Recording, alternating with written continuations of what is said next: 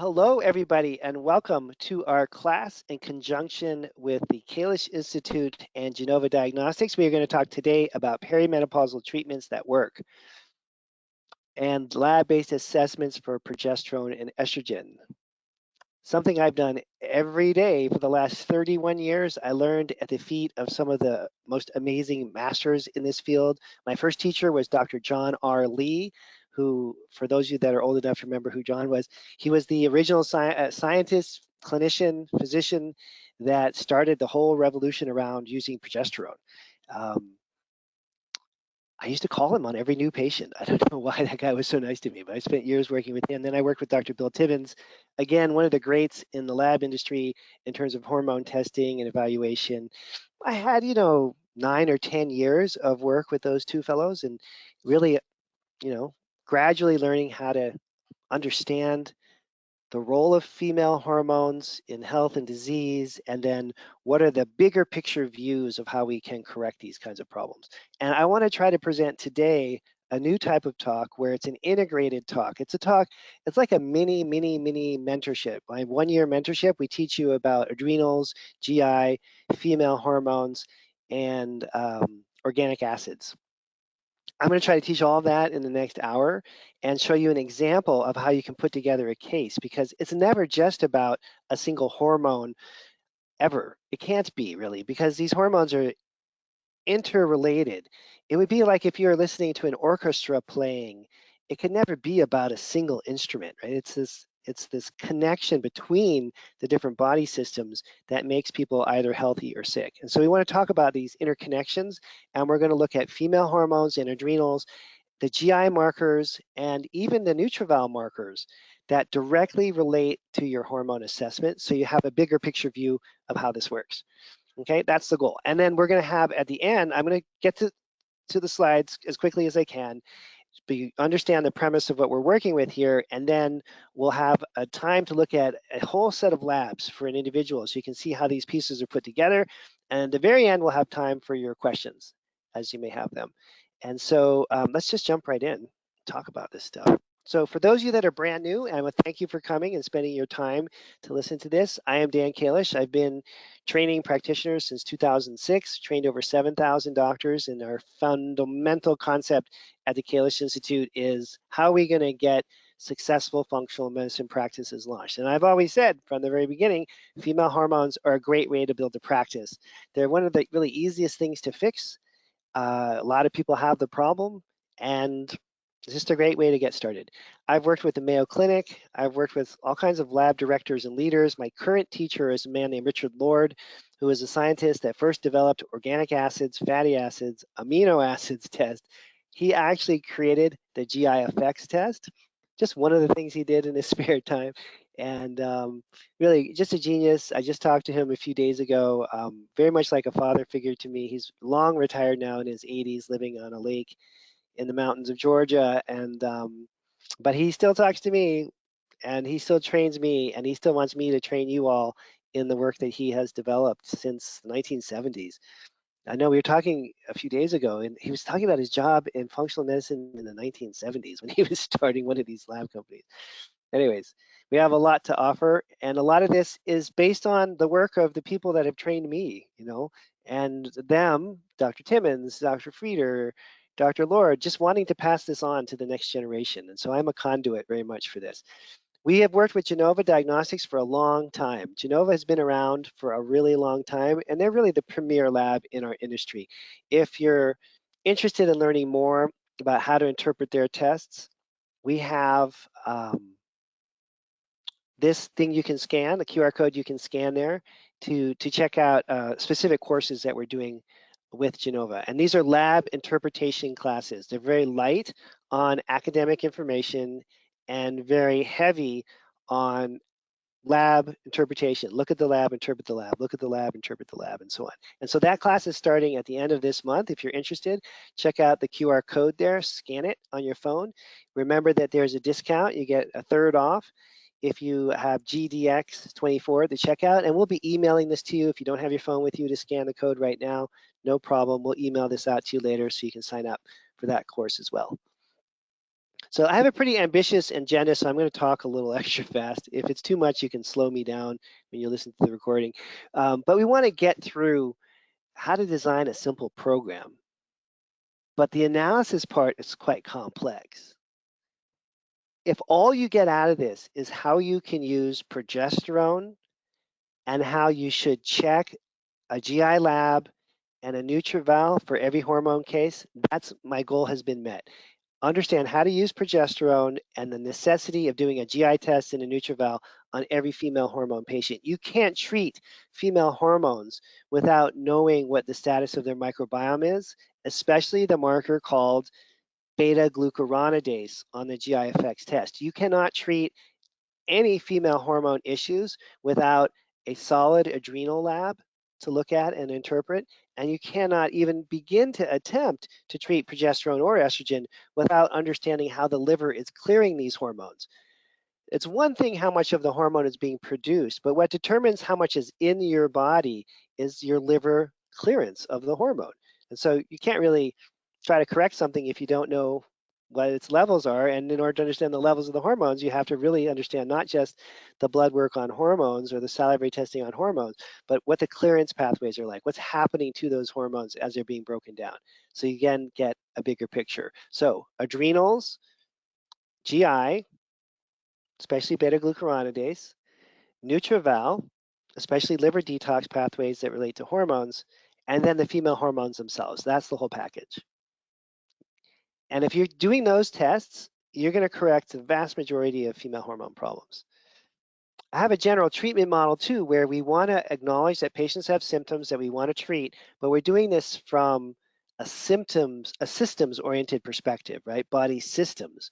And we're also looking at the underlying cause, which we're not going to talk about today at all, but you should know GI infections, gluten intolerance, environmental toxins, genetic-based issues, all these kinds of things. So that there is a interaction or an interplay between what the patient's going through with their symptoms, what the underlying causes are, and then how are you going to address the body systems. And having this whole paradigm mapped out.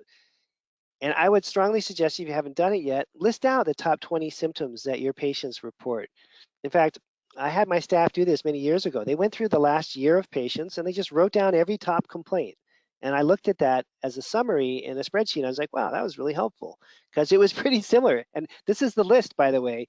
This is the list that my staff generated for me. I was like, wow, everybody's complaining about the same thing. That's kind of interesting. And then on the flip side, on the green column here, write down what you think are the underlying causes for all health problems. There's my list right there. Take a picture of it with your phone if you want. But write out your own list so you have a general sense of what you're going for in terms of underlying causes and what you're trying to treat in terms of symptoms. Normal menstrual cycle, pretty straightforward. We have this peak of estrogen, peak of progesterone, and we can map this out with a month-long test. We're not really talking about that now, but you can do. And then the symptoms that occur can range from cognitive things like anxiety. You can have problems like insomnia. You could have anything from low sex drive to hot flashes to night sweats to weight gain, all these things directly related to female hormones. And we're looking at the cause of these problems as being systems based. Body system 1, neuroendocrine. Body system 2, GI. Body system 3, liver detoxification. And the summary of the neuroendocrine, GI, and liver clearance issues is what the patient is presenting with, all these things together. Okay. There's a very strong adrenal female hormone connection, and we've had a lot of doctors come into my mentorship class who have a very strong and successful hormone replacement therapy clinic that they're running. And when they add the adrenal protocols to that, they find their results are much more consistent, much fewer side effects, and much more stability with their patients. So if there's a female hormone problem that's significant, there almost has to be either an adrenal or a thyroid problem that's lingering in the background somewhere that you need to address. And you'll find that when you use DHEA and pregnenolone and you figure out all these hormone-related issues on the adrenal side, that the sex hormones, estrogen, testosterone, they start to respond more consistently and patient results are dramatically better. In fact, we find in general, this is just from my own practice, basically, at least half or more of female hormone symptoms are relieved just by doing the adrenals for a month or two. You know, it's sometimes it's enough. Sometimes people say, hey, I feel so much better from this adrenal program. I don't even have hot flashes anymore. I don't even have to worry about that. But if you don't have this underlying foundation in place, then you're going to run into all kinds of side effects and problems. And I'll just show you, just from a pathway perspective, very simply here. Let's take a look. So you've got cortisol, a stress hormone. When it's high or low or abnormal, you often are going to have an impact on progesterone.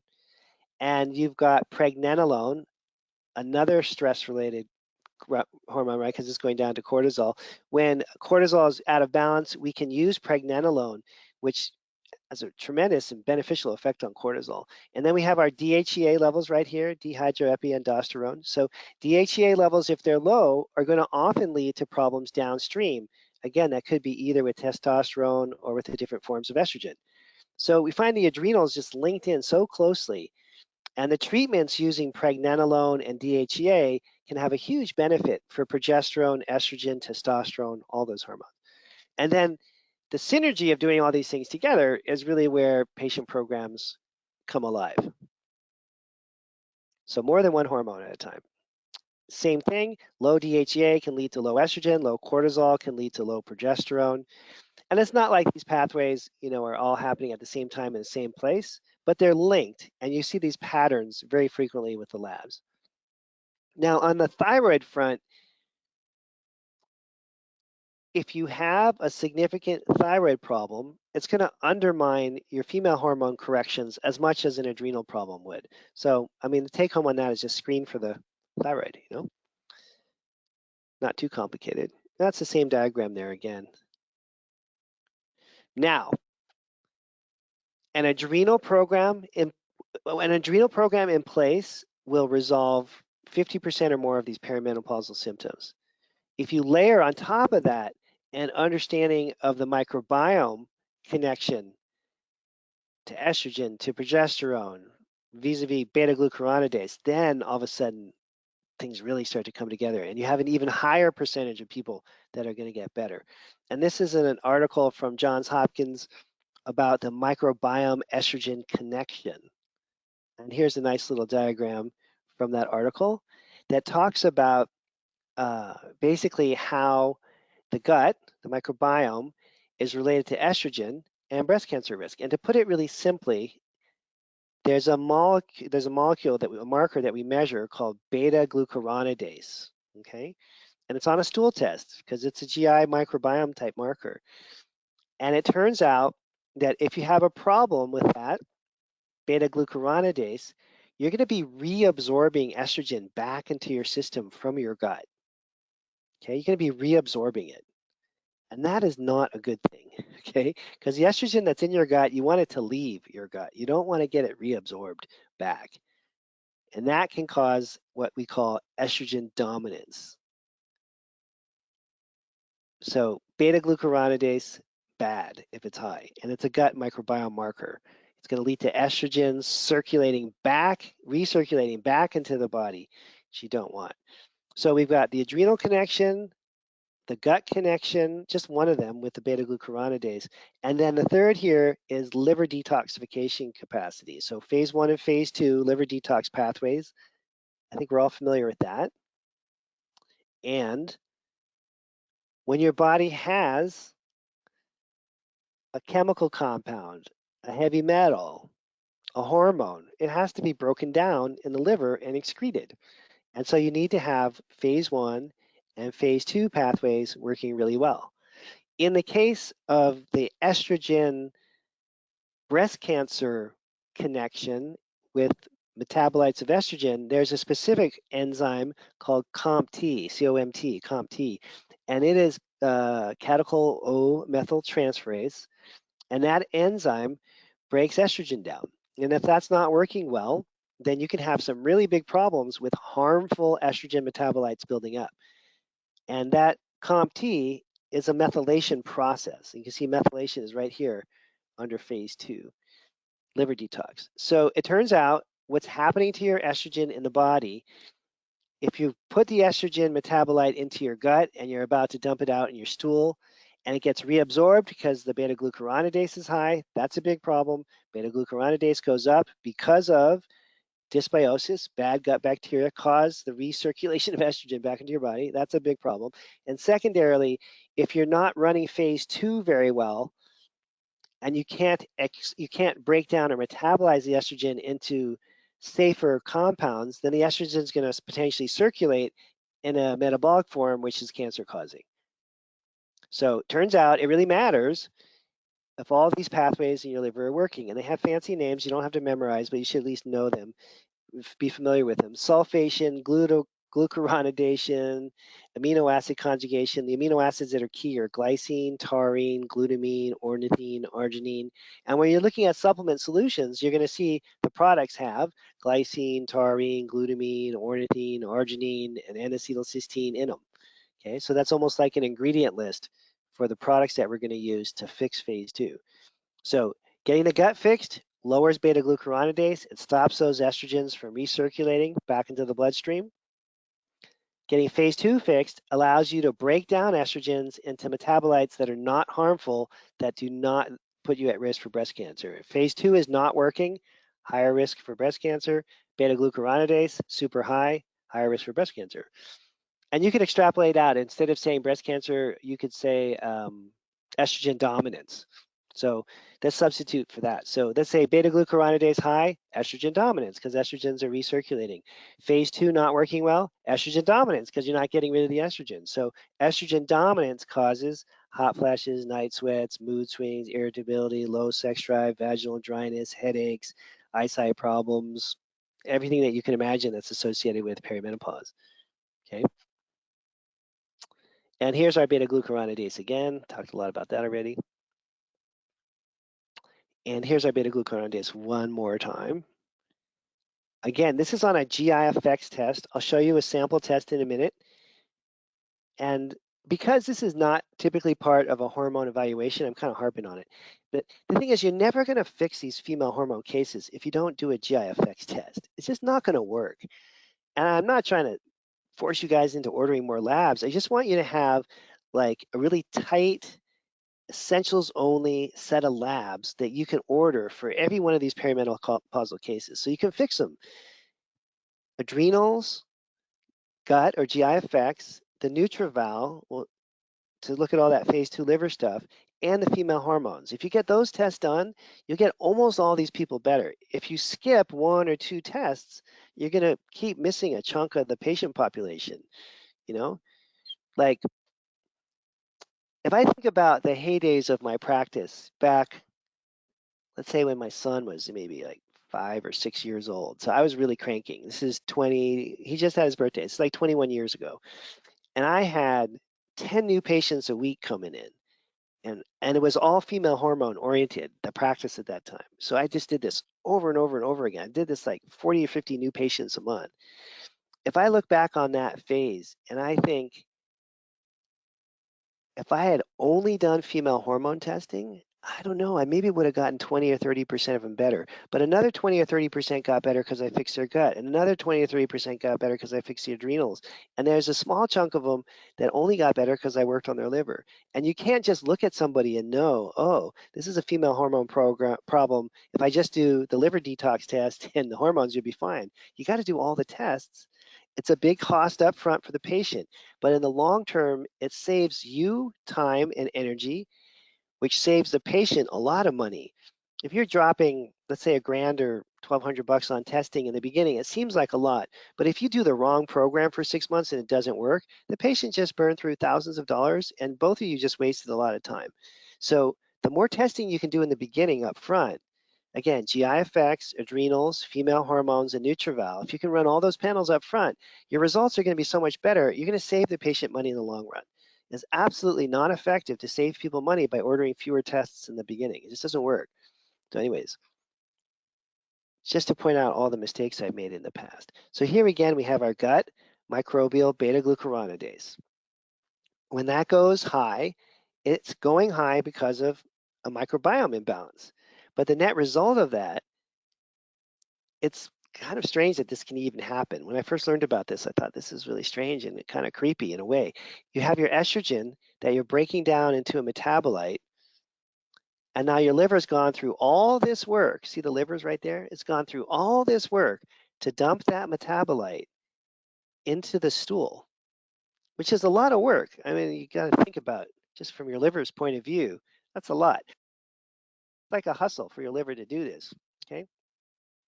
And then after all that work, you have this metabolite circulating, and just because the beta glucuronidase is high, you reabsorb it back into your bloodstream. Okay, and that puts you at risk for endometriosis, PCOS, and all these different things because you're estrogen dominant. Scary stuff. It's because of a gut problem. In fact, I would say the more severe that the female hormone symptoms are, the more likely there's going to be a pretty serious gut problem. Lightweight female hormone problem, lightweight gut problem. Bad female hormone issue, you're going to see a pretty bad gut test. That is going to be consistent across all age groups for women, whether they're 26 years old or 56, it really doesn't matter. Okay. And by the way, we'll have time for questions at the end. So type them in and I'll get to as many as I can. Okay. So we already talked about this quite a bit. Lifestyle changes, basically get your gut working better, fiber and all that basic stuff. Oh, and then there's a pathway in the liver, glucuronidation, that I showed earlier. That's going to obviously be related to glucuronidase, so you want to improve that. But that's right back to fixing the liver to help with the beta-glucuronidase. So fixing the gut reduces the reasons why the beta-glucuronidase would be high. Fixing what? Phase 2 liver detox pathway, see support glucuronidation there. That is going to help the liver do its job again properly, okay? Because it's overworked. And glucuronidation directly relates to beta-glucuronidase. It's the same thing. And then supplement options. Calcium D-glucarate is the obvious one. You don't want to use it if you have low estrogen. And then just getting the liver to work better. Silymarin, resveratrol, curcumin, all the basics that you would think about for liver support. Plus, if you're doing the labs, the phase 2 liver support amino acids that I just went through. Okay. So I'm really into body systems. Talked about that a little bit. And I think that, one of the things that helps, and this is what I'm trying to do in this short webinar, is like you should have a model. You should have a model of what's happening. And functional medicine is such a huge subject area. It's so complex that most people don't have a clear model. One of my old students who I love dearly, just a wonderful guy. We'll call him Matt. That's not his real name, but Matt, just so smart and really understood functional medicine at a higher level than I ever will. And his model, it had I'm not making this up, it had 17 different systems, and each system had 5 different counterparts, and it was very accurate and very well done. But I looked at that and I was like, wow, this guy's a little too smart. No patient's going to understand this. So if you're thinking about systems, keep it to a low number of systems. Keep it simple. Everybody can handle 3. So I have 3 body systems: neuroendocrine, GI, and detox. That's it. I have a female hormone problem. Okay, we want to check your neuroendocrine system. Obviously, we want to measure your hormones, but we also want to check your GI and detox, because I believe that when people get sick and they have a female hormone issue, they're going to have not only hormone imbalances, but also GI and detox problems. So let's just do all the testing right away. Test the hormones, test the gut, test the detox pathways. And then when we get into the corrective phase of the work, we're going to treat the hormones and the GI and the detox in that order. We're going to start with the hormone treatment immediately in the first month. As that starts to get better, we're going to work on your GI tract. Once that's mostly better, we're going to clear out all your detox pathways. So the 3 body system breakdown, the way that people get sick, we are doing the same order in terms of the correction. And so I like that model. It's very simple. It's very easy for patients to understand. And I try to follow it as much as I can. But you can create your own model for sure. Okay, so this is an overwhelming diagram on all the facets of methylation. And why is that in here? Well, because it turns out that you need to break down estrogen as part of this. And so the body's making estrogen and putting it into the bloodstream. And we already saw that that can go bad if there's a gut problem and, pretty easily, right? But what about the rate at which you're breaking the estrogen down? That comes down to this enzyme, COMT, and that comes down to the process of methylation. And this is the process of methylation then, is the way that you're going to be breaking down your estrogen to make it neutralized so it's not so harmful, so you can get the estrogen dominance under control. And methylation is strongly linked or directly linked to oxidative stress. And when I first learned this, I thought it was really interesting. This is one of Richard Lord's slides. So when we have oxidative stress in the system, we obviously need to increase our glutathione production because that's the master antioxidant that we can increase at will, which is amazing if you think about it. You can't just sit around and think about it and increase your vitamin C levels at all, but you can increase glutathione moment to moment based on your oxidative stress load. So the more oxidative stress that you're under, the more of an increase you get to this pathway, but more of a decrease you get to methylation. So oxidative stress, protecting against oxidative stress by the production of glutathione, works directly at odds with methylation. And remember, methylation is one of the ways, the prime ways that we're breaking down the estrogen. Okay, so oxidative stress being high can lead to estrogen dominance type problems. So you kind of got to check that too. And there's a bunch of studies in here, which we're not going to have time for, but this you want to know about, okay? So here we have estrogen, estradiol, and then how it's metabolized. So it goes down one pathway, the CYP1A1 pathway, into 2-hydroxy form. COMT, you see the enzyme there, there's your COMT, breaks it down to this harmless 2-methoxy. Can alternatively go down the 4-hydroxy pathway, which is potentially harmful. COMT can neutralize that into the 4-methoxy form. Or if COMT is not there, if you can't methylate, let's say that enzyme screwed up, then the 4, the dangerous one, can eventually come down and form DNA adducts. And that's the part where you've got damage to your DNA and now you're at higher risk for different forms of cancer. So you don't want that to happen. So if you have great methylation, it won't happen. If you have great antioxidants, you can nip it in the bud at this phase here, okay, or here. So antioxidants and the ability to methylate are what protect us from the estrogen turning into something that's potentially harmful. It's that simple. You're protecting your DNA, basically. Now, estrogen dominance, in a sense, kind of implies that something's wrong with progesterone, yeah, because the two hormones are imbalanced. So if estrogen is dominant, it means basically that progesterone is either absolutely or relatively low. And so you can correct a lot of these problems by just working on the liver, working on the gut, and giving progesterone. We were talking about this in class the other day with one of the mentorship students. She's a OBGYN and she's done, female hormone balancing programs for decades. And she's like, yeah, I always start with progesterone. Doesn't everybody? Like when doctors have been doing this for 30 or 40 years, they realize, oh, a lot of times if we just get the estrogen metabolites under control, improve the liver, improve the gut, because the gut is putting the metabolites back into circulation if it's screwed up, right? The liver is getting rid of them, so you improve the gut, improve the liver, and give some progesterone. You have a high percentage of people getting better from that. And if you layer underneath that progesterone an adrenal program, then you've got a recipe for complete success the vast majority of time. Okay. So again, estrogen dominance, you want to clear the estrogens appropriately, but then there's oftentimes, not always, but most of the time, an associated progesterone deficiency. And so Dr. Lee, who I mentioned at the start of the talk, was my original teacher.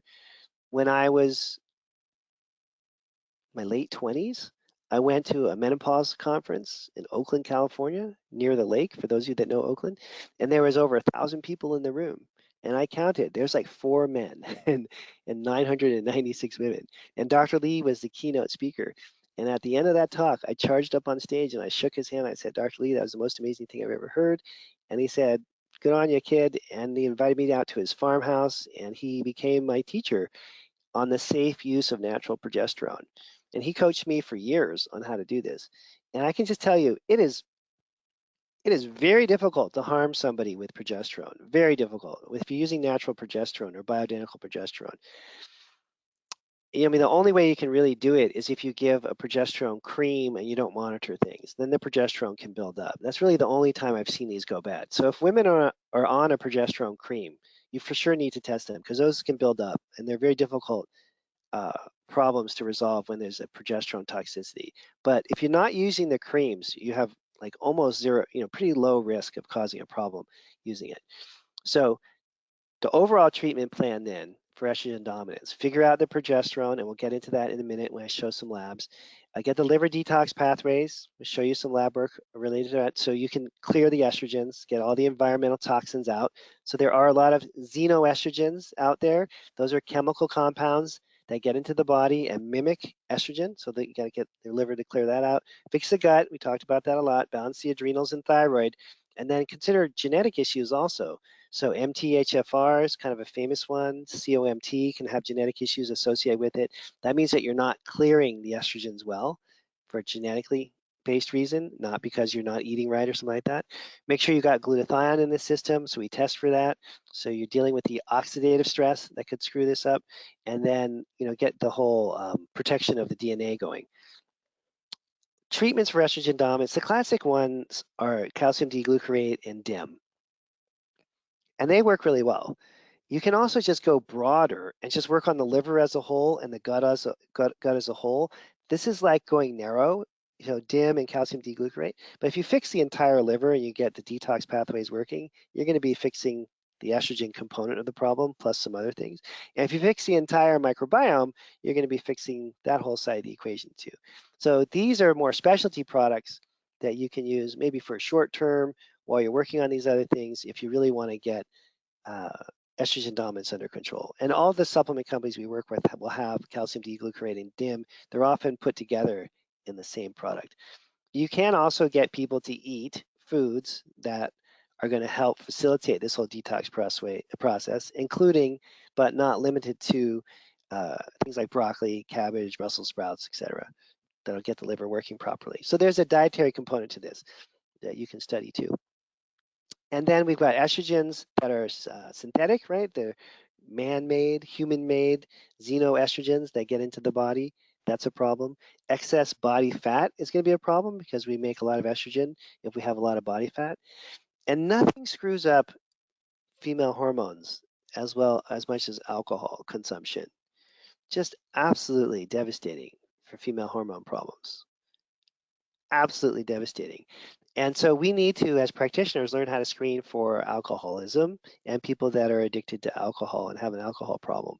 And that's not something I learned in school. It's something I was taught by Lynn Elliott Harding, a colleague of mine and a teacher of mine who is an addiction specialist. And when I was maybe in practice for 5 or 6 years, I met Lynn and she taught me how to screen for alcoholism in my practice. And I started doing it. I realized, wow, I have a lot of alcoholics in my practice right now. And I didn't even know. They're coming in every week. I didn't know. I didn't ask the right questions. And so we don't have time to cover off on this today, but it's something that's very important. If you're drinking alcohol consistently, that's going to cause enough problems with your liver that you're never going to fix a female hormone issue if the person is consuming alcohol on a regular basis. It's just not going to work. You'll constantly be fighting against that. And as estrogen levels drop in perimenopause, alcohol helps mediate the negative effects of the lower estrogen. So a lot of women follow a pattern. In their 20s and 30s, they occasionally have a glass of wine. Now in their late 40s, early 50s, it's every night. And they're using it to unwind. For some reason, it's almost always wine. Every case I've ever had that had this problem, it's wine. It's not like vodka, it's not beer, it's wine. And now they're drinking a glass or two of wine every night, and they're trying to self-medicate for their low estrogen. But that makes the liver function quite a bit worse, which makes the estrogen problem worse. So you have to have everybody stop all alcohol, work on the liver. They can start drinking later in their life if they want, it's not a forever thing, but get all the alcohol out, get the liver fixed, get the hormones fixed, and then you can, think about what you want to do later on. For the COMT pathways, the treatments are very straightforward: B6, B12, folate, magnesium. You guys have seen this list a million times. It's probably the same list as the methylation treatments, exact same products. Okay, so CompT treatments are the same as methylation treatments, same stuff. Just so you can see this, and every company will have methylation products like this. You don't have to use all of them, but you want to have a good balance of those. Liver detox treatments: glycine, taurine, glutamine, N-acetylcysteine, cysteine, methionine. It's the sulfur amino acids, the phase 2 detox related amino acids. Get that working along with some B vitamins and antioxidants, and you got things up and running. Okay.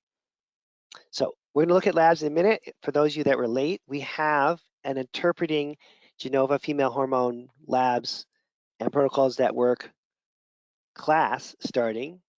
And so this is a couple months. This is like pre-recorded lectures, live calls where we review tests. You get a third off if you use that code. Scan it with your phone there. We'll send out emails to that same effect for those of you that are interested. It's only a couple weeks away. It's like 10 days away we're starting this class. So sign up in the next few days if you want to do it. And this is basically how you can learn how to interpret these labs through live calls where we review tests, the tests that you're doing. Hopefully you're sending in tests and we're looking at them in class.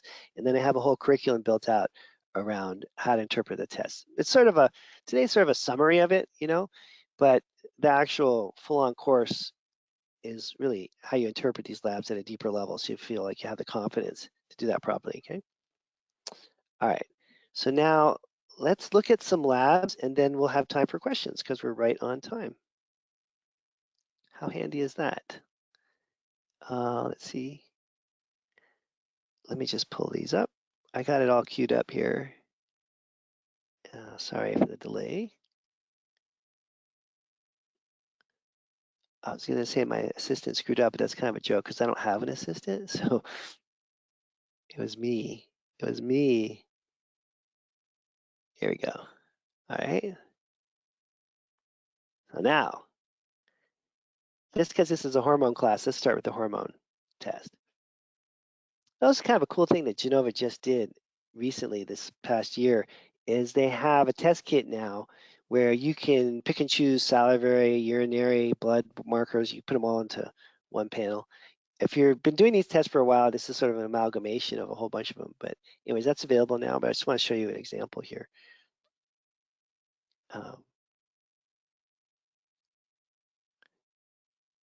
So on the perimenopausal side, that you have a bunch of different testing options. You can do blood work, you can do salivary, you can do 1 day, you can do several days, you can do a whole month-long test. Most of the time for people who are perimenopausal, the month-long test seems like a little overkill to me. They have a couple day tests that you can do at Genova or a single day. Most of the time people end up doing the 1 day profile, just so you know. And you can also do estrogen metabolized through urine, okay? And estrogen through urine, as well as saliva. So you have all these different options. And most practitioners end up finding out what their favorite is. And it's just personal bias. So my favorite is for sure salivary hormones. That's what Timmons trained me on. I'm the most comfortable with it. But some of you may want to do more urine-based tests or more blood work tests. And then for the urine is the only way that you can actually get the metabolites. So that's another kind of important thing to think about. All right, so there's that beast of a test. And then let's get an adrenal one here. And just to make it clear, I always start with the adrenals, but if you have a female hormone case, you can pair the adrenal and female hormone programs together. So you start them together. Most of the time that looks like an adrenal protocol plus some natural progesterone, plus the things that you need to do to get the estrogen balanced out, which goes back to the gut and the liver and all those things. So this is a standard adrenal panel from Genova called the adrenal stress profile. And they have the CAR, or cortisol awakening response, which is very helpful. And then they have the actual cortisol levels themselves, and then the DHEA. So in this particular case, you've got a very low DHEA. Now you're going to want to give this patient DHEA, which is dramatically going to improve their estrogen, because As we saw earlier, DHEA is the direct precursor to estrogen. So as you're balancing out their DHEA, because they're low in DHEA, you're going to be correcting their estrogen. And I would argue if their estrogen is a problem and you just try to treat the estrogen and you leave the DHEA low, it's not going to work very well, or the odds that it's going to work consistently over time are just diminished. Why not fix the precursor also? So it just makes it so much easier to do the estrogen treatment. And for DHEA, I like the liquids. They come in like a 1.2 milligram drop, per drop. Usually for a case like this, we'd use maybe 3 or 4 drops 3 times a day. 3 or 4 drops 3 times a day to get the DHEA back. But that's also going to help with the estrogen. Now on the cortisol side, this person has high cortisol at night, so we want to bring that down. So you can use phosphorine to bring down high cortisol. Super handy. And now you're starting to work on an adrenal protocol. Now, if this person also had, let me just find another sample test here. Let me find a good one. Here. Sorry. Hang on a sec. I just want to show you one other example. So this makes a little bit more sense. Here, this one will be good. I think these are easier to read. Bingo. Here.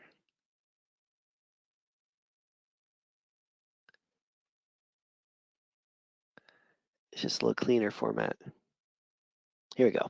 So estrogen metabolized. So this is done from a urine sample, obviously, not from saliva. And you can combine them with that new test kit. So you can do salivary and urinary on the same kit. But this will show you what I was just showed you the diagram of a minute ago, right? Estradiol, and it can be broken down into the 2 form or the 4 form. The 4 is generally considered the dangerous and bad one. The 2 is considered the safer one. And how all that plays out is going to be dependent to a certain extent on COMT, that's the methylation process. And if things are going bad, you want a lot of antioxidants to protect the DNA. Okay, so if you want to look at estrogen metabolites, you have access to that kind of a test. And then that's not all. GI effects, again, Richard Lord, my teacher, developed this test. Became really the #1 ordered test in functional medicine. Thank you, Richard. And we're not looking at the whole thing, we're just looking at the beta-glucuronidase. So you can see here, beta-glucuronidase is high. Well, that's bad. That means that now you know, oh, estrogens are recirculating, and I know that's going to create estrogen dominance. And there it is. It's just this innocent little marker, and they don't like put a whole bunch of stars by it or something. But if I was in charge of the world, I would put a whole bunch of stars here so that people didn't miss this, like, hey, this is extra important, extra important. So if this is high, it means that the person's recirculating their estrogen and they're going to have a problem that you want to. So what do you want to do? You want to correct their gut, obviously, and get the estrogens cleared by supporting their liver. And here's the final one, the Nutrival. So let's look at this. Toxin exposure and oxidative stress. So when those are high, you know that there's a problem with the liver. And then they have a really, again, on Nutrival's really amazing test. They have a section here, just in case you're a little overwhelmed with your whole life, that's clearly labeled toxins and detoxification markers. Pyroglutamic acid being high means there's a lot of toxins and glutathione levels are low. You need the support of the liver to reduce that marker, and that in and of itself will help the body clear estrogens. You can see the other markers here related to toxins are also high. So now you know right off the bat, this person has a big problem with detoxification. And if they have a problem with detoxification of chemicals and heavy metals, that's going to extend out to hormones. It's all the same liver, right? It's doing all this. And then here's a nice marker, maybe the most important marker on the test, glutathione. So glutathione levels low, the detox markers all over the map in a bad way. Oxidative stress markers also high here. So now you know there's a lot of damage going on in the system and you want to protect it. by boosting up the glutathione and getting the liver working. And that's going to allow the body to clear estrogens appropriately.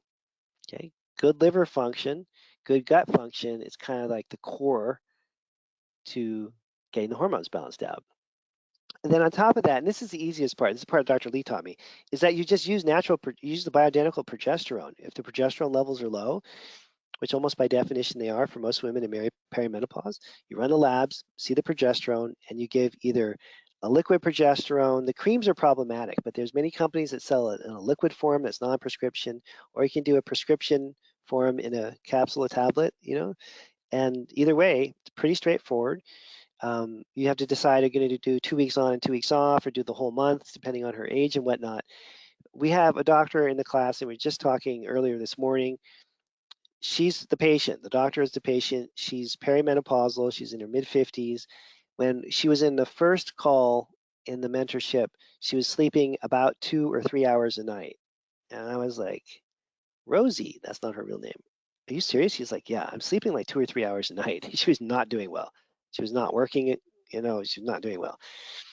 The next week, I'm not making this up, this just happened in class. The next week, we did her labs. She was low in progesterone. We put her on the progesterone at night. The next week, I'm like, so what's happening, Rosie? She's like, I'm sleeping for 6 or 7 hours every night. I'm like, are you serious? She's like, yeah. It just happened with one of the doctors in class. If you can do that with a doctor, you can do that with anybody, because all these doctors are under so much stress, Okay, this is not a difficult thing. The progesterone part is the easiest part of this. The progesterone's low. Find the liquid progesterone or use a pill form if you want to prescribe it. The liquids are non-prescription. The pills are prescription only. Avoid the creams because they're kind of hard to work with, and you'll be set. But these other variables I'm trying to cover off on today are really where you're going to get tripped up, okay? All right, so sign up for this class if you're interested in doing more of this, and let's get into some questions. Oh yeah, we have a lot of time for questions. That's great. Okay. Does the course include interpretation of Nutravel and GI effects as well as hormonal tests? Natasha. Okay. All right. Yes. So there's no. Here, let me explain the class. So the class, all the lectures in this class are about how to fix female hormones. There's no lectures about interpreting Nutravals, and there's no lectures about interpreting the GI effects. However, what I encourage you to do if you're in the class is we want you to submit your own cases yourself or your patients, and you can upload any Genova test when you upload that case. So you have a female hormone lab, female hormone case, upload it, put up the Nutraval and the GI effects also. There's no curriculum around that, but in the live call, we want to handle the entire case like I just presented to you. Okay, so it's not a lab interpretation on Nutraval. We have a class for that too, which is separate, but we will interpret Nutravals on the fly for you guys, okay? So I just want to be clear about that. Yeah, for women that have low estrogen, thank you, Marie, for asking that. Well, I mean, that's even easier in a way. You check their DHEA and give them DHEA because they're almost always is going to be low DHEA. And then you can use a non-prescription liquid estrogen, or you can do a prescription form of estrogen like an estrogen patch or a troche or something like that. So that's all based on the labs. And that happens. I mean, that's going to be most of these women that we're talking about that are perimenopausal. Oh, I should explain that, are going to be low estrogen, obviously, because they're in perimenopause. That's what's happening is their estrogens are dropping. However, you can be low in estrogen and estrogen dominant. Did we know that already? I don't know if we knew that. If that's confusing, I'll explain it. If it's not confusing, I won't. I'm going to explain it because somebody's going to find that confusing. So as you're entering ages 45, 50, 55, your estrogen levels are declining. If you're stressed enough, your progesterone levels are going to decline even more rapidly.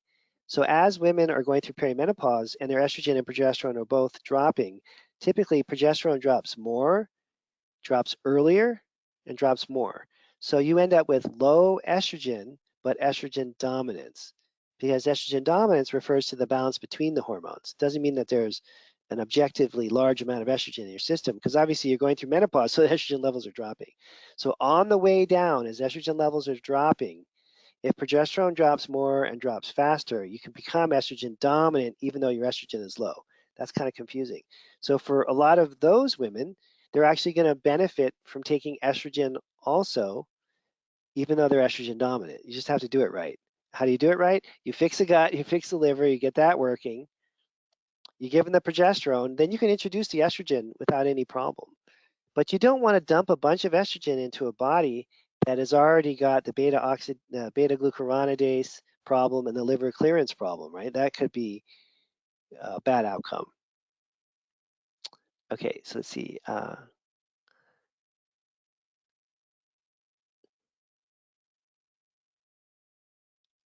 Let's see. If DHEA is high, then you have more of a PCOS type pattern, and you definitely don't want to use DHEA. Then you have to flip gears into something else. Okay. Um, so good alternatives for DHEA and pregnenolone. So it could be that you're in the UK.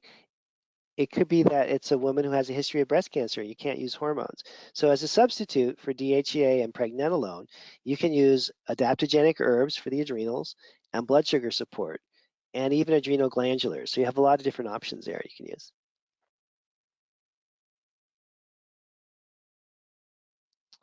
So if you have a thyroid problem, that's for a different day. I don't think we have time to talk about correcting thyroid, but you definitely should. I don't have a class coming up on that, but you definitely need to study that separately. We still have time to cover off on that. So is there a problem giving glutamine and taurine to breast cancer patients? So every nutrient can be a toxicant. That's a Richard Lord quote. Every nutrient can become a toxicant. So it's absolutely dangerous to give anybody anything. Even vitamin E could take you out, right? Glutathione could put you, out. So every nutrient that we're talking about, these things are powerful. I'm not kidding. Like glutathione is powerful, super powerful. So the only way to protect yourself from really screwing people over is to do the labs. If a person has low glutamine on a lab and low taurine on a lab, absolutely, you have to give it to them just to get their levels back to normal. That is not only safe, that is like required. It would be like if someone showed up in your clinic and they were starving, they hadn't eaten in 3 weeks, they were physically starving. You would make a pretty quick assessment that in order to normalize this patient, we need to give them food. Like, is that dangerous to eat food? Well, it could be if you're starving, you have to do it properly, right? But in general, that's going to save that person's life. So if there's an outright deficiency, we have to reestablish normal levels. If your glutamine and taurine levels are normal already, and you give a ton of it, who knows what could happen? I don't know. You could look that up, but any nutrient can be toxic. That's why we do the testing. If you're replacing nutrients that are missing based on the labs, you're really going to avoid almost every problem that could occur. If you're just giving people things randomly, willy-nilly, without lab testing, then I think it's dangerous, to be honest, because these supplements are powerful. You could definitely make somebody sick just with something as benign as vitamin E if you gave them too much of it and they didn't need it. Now, if their lipid peroxides are high, like that last case, then the vitamin E could be a game-changing and positive thing. Okay? I don't think low beta glucuronidase is a problem clinically. Um,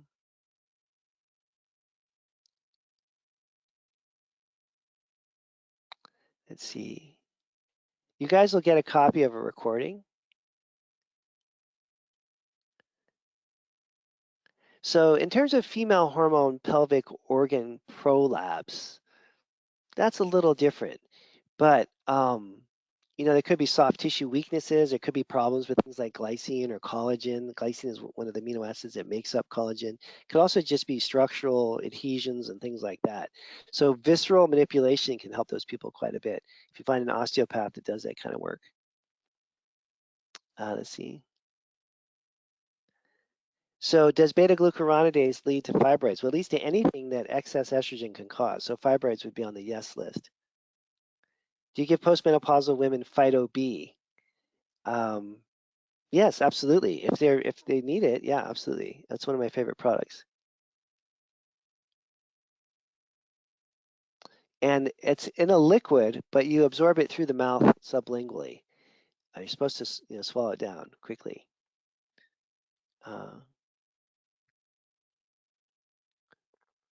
What tests show the levels of beta-glucuronidase? That's the GI effects test. And let's see, how much time do we have? Oh, we got 4 minutes now.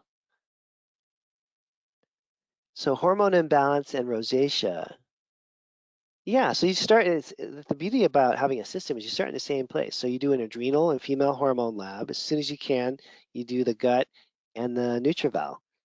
Okay, so whether they have rosacea or an autoimmune disease, whether they want to get pregnant or they have chronic fatigue, whether they have perimenopausal symptoms or postmenopausal, it's the same basic workup in my mind, because it's just the essentials of functional medicine for the human body. Adrenals, female hormones, GI, and the NutriVal, those tests. So for someone who cannot afford these labs, that's what lifestyle medicine is for. So the more the budget is limited to do the testing, the more we focus on lifestyle coaching, diet, exercise, sleep, meditation, those things.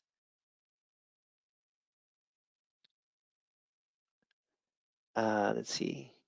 I'm not going to be able to get to all the tests because we're at like the 1 minute mark and they're still coming in. So I apologize for that, but it's good. If you have a ton of questions, just sign up for this class and we'll answer them all in the class, okay? We have 1 more minute. Yeah, we got like a minute or two left. A lot of really advanced questions here too. Like you guys are just firing them in. So topical progesterone can work well. The second problem with it, besides the fact it can build up, is you can transfer it from person to person.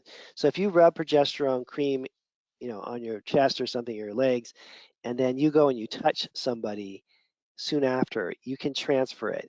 We've had 2 and 3-year-old kids, babies basically, that had high levels of progesterone because their mom was using the cream on themselves, on the mom. Mom was putting on cream. Mom was picking up baby. Baby got cream. We had a grandmother in Florida that this happened to. Grandma went to see grandkid. Grandma's putting cream on her body because she uses progesterone cream. Grandma picks up kid. Kid gets progesterone. We've had it between couples that are married. Woman is putting on, progesterone cream. And the joke in the class was, well, at least you guys are still having sex. They were having sex still. They were touching each other. Husband had sky high progesterone levels. So you can transfer the progesterone that way. Now, if you're a single woman and you're not in a relationship where you're touching other people, I don't think it's a big problem. But it can be, depending on what your lifestyle is like. Is there a test that checks heavy metals? Yes, absolutely. There's a whole another series of testing for heavy metals as well. All right. Okay, I'm going to wrap it up for now. Thank you guys for all the great questions. I'm sorry I can't answer them all. And I hope some of you join us in our class that's coming up at the end of the month. All right, bye for now.